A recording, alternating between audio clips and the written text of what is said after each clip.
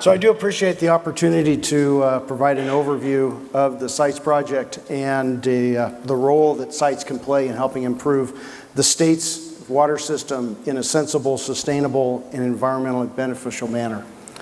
Water industry, we're challenged with the ability to continue to provide clean and affordable water that also protects the environment, especially in those drier years when there's not enough to go around. And climate change is going to make it even more difficult. So let the debate may continue on whether new storage should be performed or we continue to look at reoperating our reservoirs or conservation. We do need an all of the above solution or approach. But the storage really needs to be innovative and new partnerships if it's going to succeed. And that is exactly what the SITES Project Authority is doing. So the reliability of the state system has gone down, at least the state water project, by over 30%, in part due to age, but the other by environmental restrictions. At the state level, in response, voters approved Prop 1, which created an all-of-the-above solution.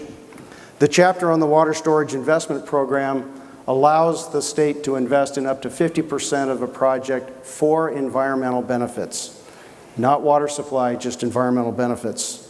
But it created a dilemma for the public resource agencies because they eventually have to contract for those benefits, which is in addition to their regulatory responsibilities.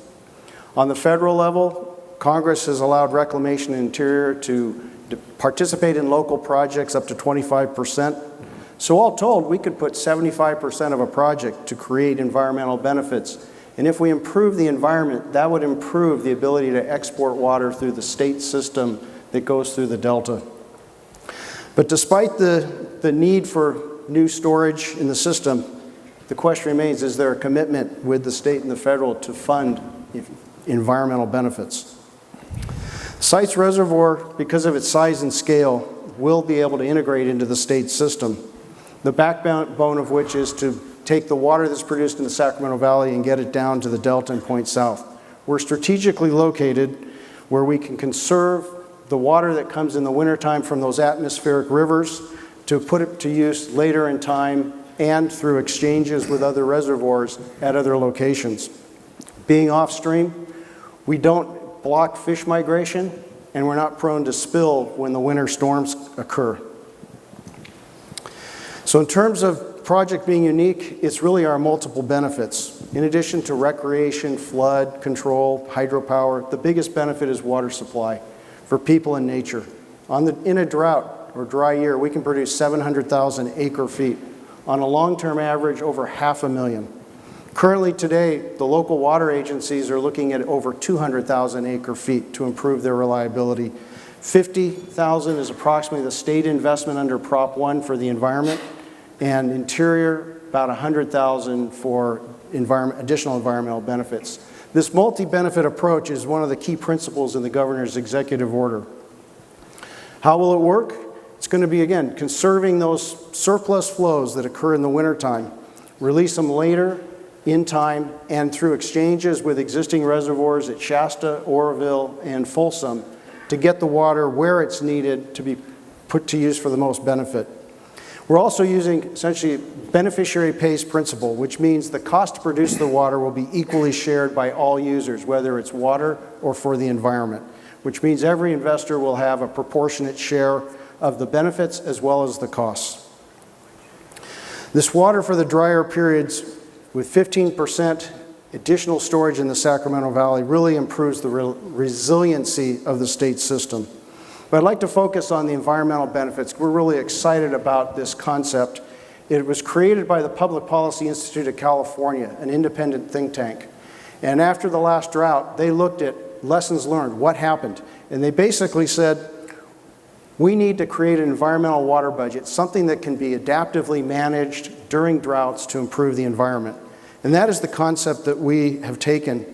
And in addition to that concept, it does create an interesting role for the environmental community. Somebody has to be the watchdog. Somebody has to make sure that that public investment in an asset is accurately managed and to produce environmental benefits.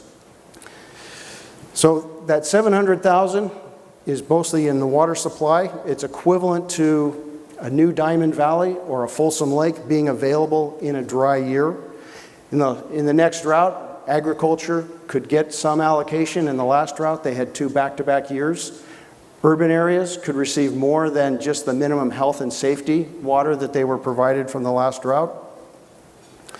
And in terms of resilience, we've analyzed this project both for our environmental as well as Proposition 1, 2 completely different sets of assumptions. We're not dependent on the snowpack, and what we find is as the effects of climate change become worse, the ability to divert and put into storage actually increases. So sites is exactly resilient, which is again another priority in the governor's executive order. In terms of, Fritz mentioned 600,000 acre feet. With conditions today, that number is over 1.5 million acre feet could have been put into storage. That really moves the needle.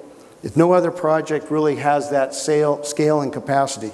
But what's unique about the project is this project will create the co-equal goals, and it's the unprecedented collaboration we have with our stakeholders. So in terms of our environmental benefits, state's looking at water for smelt, water for birds on the Pacific Flyway. The feds are looking at water for salmon and steelhead. We keep finding additional benefits. But we also then look at the benefits to this project from a local economic perspective. The local area has been suffering. Most of the rural communities in the Sacramento Valley have been suffering. This will create over 500 jobs per year of construction. We have 7 years of construction. Then 60 jobs every year for the full life of the project. This scale of jobs is why labor and key business groups support this project. In terms of flooding, 2017 and 2019 we had significant flooding. Closed I-5, flooded the town of Maxwell. More importantly, reduced the agricultural production in the area, which affected local jobs. So who is the authority?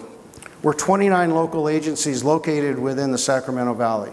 We're water agencies and communities. We're ag and urban.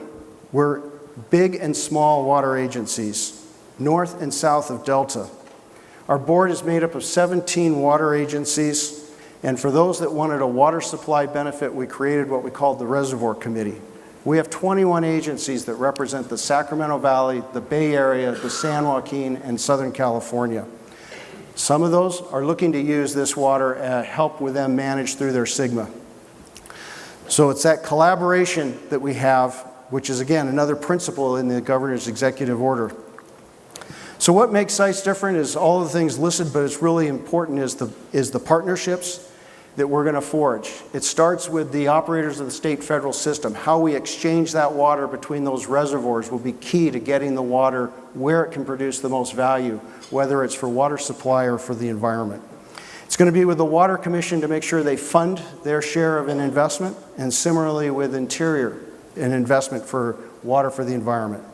It's going to be working with the public resource agencies to make sure that they manage that water to produce results. It's the environmental community to make sure that that public investment in an asset does produce results. It's with the communities to support the project locally. We need to be a neighbor as part of their community. And then it's with the banks to make sure we can get low interest loans to improve affordability, and business and labor for cost-effective and accelerated deliveries. In terms of the facts of the project, we've had a lot of accomplishments in the last 3 years. We've gotten from Prop 1, $816 million, largest of any of the projects. Through U.S. Department of Agriculture, $449 million in low-interest loan, the largest loan they've ever made to any particular project.